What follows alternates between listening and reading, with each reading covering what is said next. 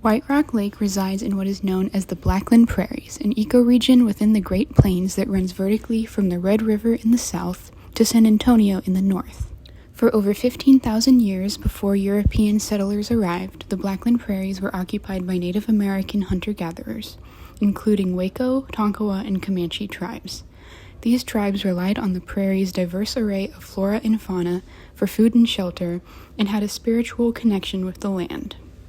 Native American tribes inhabited the Blackland Prairies undisturbed until the arrival of Spanish explorers in the early 16th century.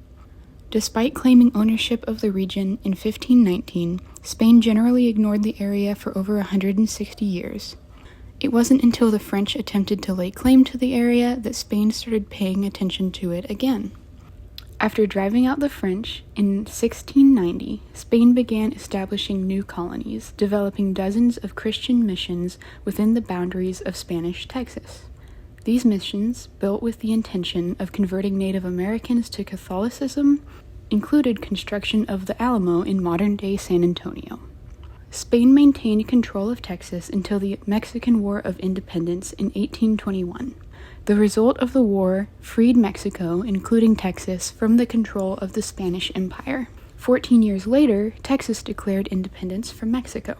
Texas remained an independent country for 10 years until it was admitted into the United States as a slave state in 1845.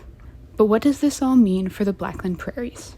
Well, the European settlers were fierce. With Texas' newfound statehood and intense pro-slavery legislation, the new state was flooded with white colonists looking to invest in cotton farms and slave labor.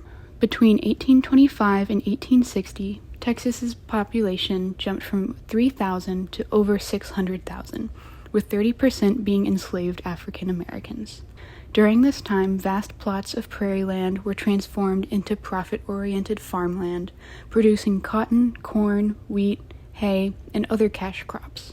This ultimately left less than 1% of the Blackland Prairie in its natural condition, making it one of the most devastated ecoregions in the world. Not only did European settlers lay claim to the rich black soil of the Blackland Prairies, they also began to claim other natural resources within the area. In an attempt to control the Native American population and further profit off of the land, bison hunting became increasingly popular. This eventually led to the slaughter of 99% of bison native to the United States, reducing the population from over 40 million to around 300 individual bison. Many years later, Dallas emerged as a quickly expanding industrial city. This swift development resulted in a citywide water shortage. In 1907, Dallas set out to create a water reservoir in what was left of the Blackland Prairies. Thus, White Rock Lake was born, although it wasn't until 20 years later that the reservoir was converted into a public park. To this day, White Rock Lake is one of the only areas where the original Blackland Prairies are still visible, maintaining a rare and beautiful ecological piece of Texas history.